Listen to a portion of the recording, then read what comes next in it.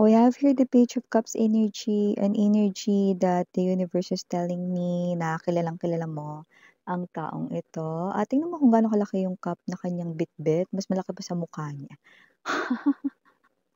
So, kasi naman tong energy na to, this person here could be wanting to offer you something.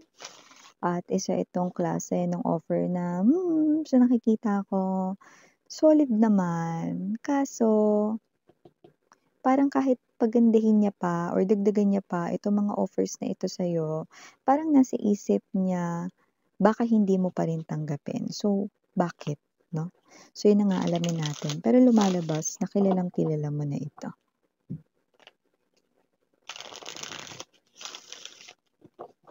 So, I'm not really getting the vibe na kasi materialistic ka or kasi gusto mo yung mga great offers talaga, 'no? Hindi gano'n, eh. Parang there's, hidden truth that aalamin natin, 'no?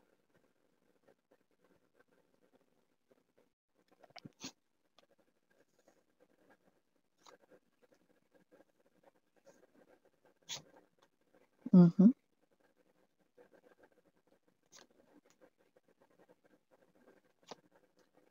Oh, Aras, 'no?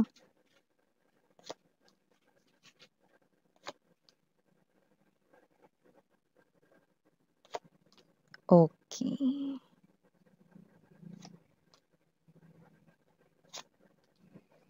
Okey.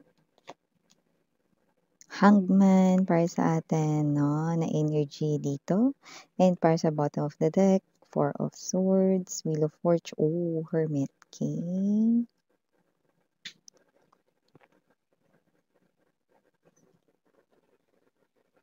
Yung energy mo kahit na anong mangyari sisiguraduhin ko na hindi na 'to mauulit kailanman, 'yan.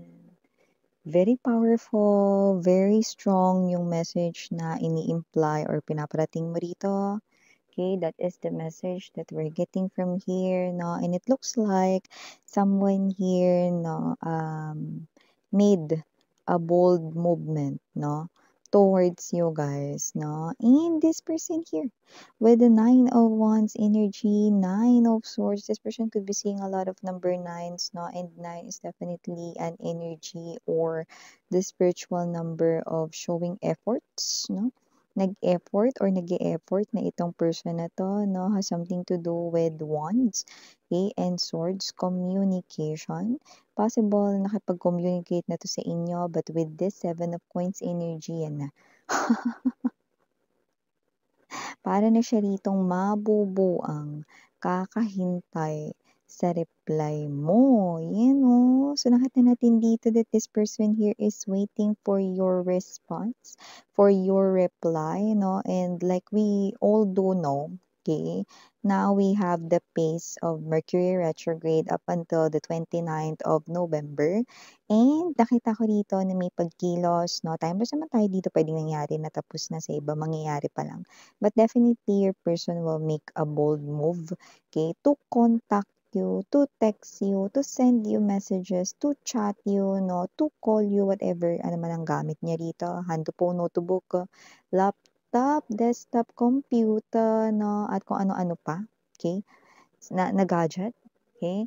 At kung sino man tong energy na to, no, this person here will definitely message you, call you, pero hindi kayo magre-reply, hindi kayo magre-respond. Seven of Wands energy, pero makikita ninyo, mababasa ninyo, no, pero hindi kayo magre-reply. Dededmahin nyo lang yan yung nakikita natin dito. Oh, ang taray.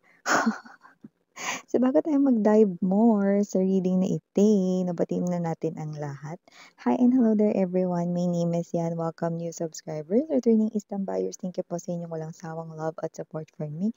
At kung hindi niyo pa alam, no, meron tayo rito, no, na isa pang channel, ang ating main channel, The High Priestess. Ang link niya nasa description box ng reading na ito. Kaya interesado, click lamang yung link para mapunta kayo doon. Araw-araw nag-upload din tayo ng collective readings for all signs doon. At kung hanap ninyo ay reading per zodiac sign, meron tayo niyan weekly at monthly. currently. At yun nga mga based na tayo dito, no, na time period.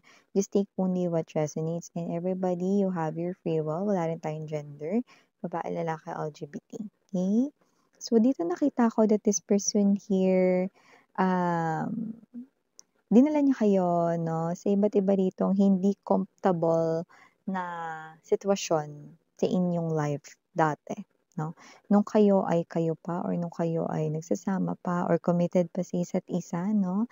At itong tao nito ay walang iba kundi ang ex-lover mo. Na ito na ngayon. Yan, parang di na nakakapagsukulay. Tignan mo yung buhok niya. So, kung sino man 'tong ex-lover mo na 'to, na this person right in here, no, I'm getting that, sword and roses messages.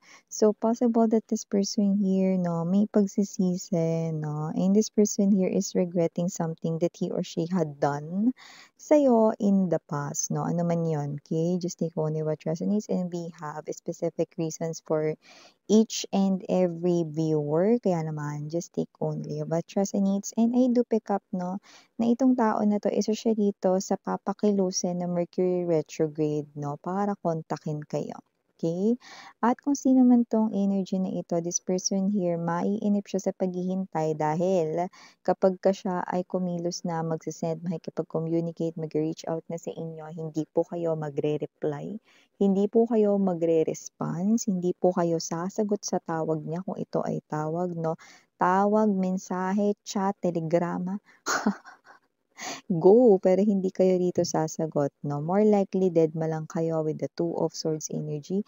Possible pa nga na mainis kayo dahil may ginagawa kayo. Yan, no?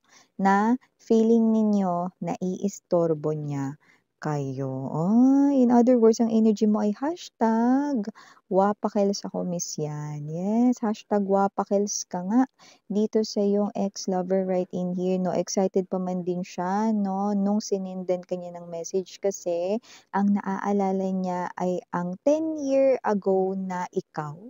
Or yung iba kasi no, isang dekada na 'no, simula nung huli kayo rito 'no, na nagkasama. Yung iba naman dito 'no, matagal na, like years na ibig sabihin 'no. Or ang naaalala niya rito 'no, yung ikaw dati.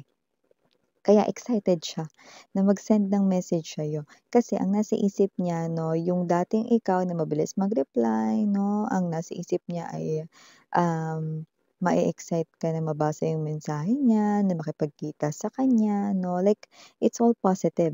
Yun yung kanya ritong unang naisip. This person here is excited with the Page of Wands energy. However, yung iba dahil makabago ng teknolohiya ngayon 'no, yung message 'no, malalaman mo na kung na-seen ng isang person o hindi. At medyo nakaka-hurt yun lalo na kung yung hinihintay mong mag-reply 'no, is ka lang. At mukhang yun nga yung nangyari dito kasi yung high chance sa kanila gumamit ng social media kagaya ng Messenger o ano man o Instagram o kung ano man 'yan 'no.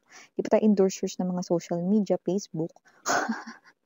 Pero nalulungkot na may pagkahalong parang mabubuang na ang person mo kakahintay dahil tumatagal na mula nang ito ay iyong makita or matanggap ang kanyang mensahe 'no. At yung iba naman dito 'no, maaaring nakapang isa or dalawang pa-ring pa lang sa inyong cellphone 'no, kaya medyo hindi pa kinakabahan 'no, baka hindi niyo lang nasasagot kasi may ginagawa kayo, yun yung nasa isip niya. Pero ibang araw 'no, kino-contact or kokontakin niya kayo pero wala pa rin 'no, because this is you knew already who is contacting you, who is reaching out to you, and that is none other than, dun, dun, dun, dun, your ex who put you in a lot of uncomfortable situations way back then. So, nakita natin dito, no, na kung sino man tong energy na to with the Eight of Wands and there's this Four of Cups, this person here will repeat, okay? Ibig sabihin, kokontakin niya kayo ulit despite doon sa na-seen niyo lang yung message, okay? Kung nakikita yon. Yung iba naman, hindi naman gamit yung social media, pwedeng normal text lang, pero habang tumatagal nga yung mga oras at panahon, no, siya ito na parang dinidedma mo na yung kanya rito na message, no, kasi hindi ka pa nagre-reply. Okay? So, yung excitement niya napalitan dito ng agam-agam hanggang sa fear, scared, no? Gets in the way. Yun ang mga feelings at emotions, no, na nararamdaman niya high chance or high frequency ngayon, no? At kahit na umulit pa siya dito sa kanyang pag-text, pag-chat, pagtawag sa'yo, still, wala ka pa ring magiging sagot. Okay? Dahil with the Eight of Swords energy, Miss Yan, matagal na ako nakapag-isip na kung sakali mang kontakin ako ulit ng tao na yan, hindi na ako papayag, hindi na ako sasagot sa anuman ang kanya ritong sabihin sa akin. Nakapag-isip-isip ka na, yun ang sinasabi mo sa akin rito, kaya ang answer mo ay hindi na rito magbabago. In other words, hindi na magbabago ang isip ko, Miss Yan.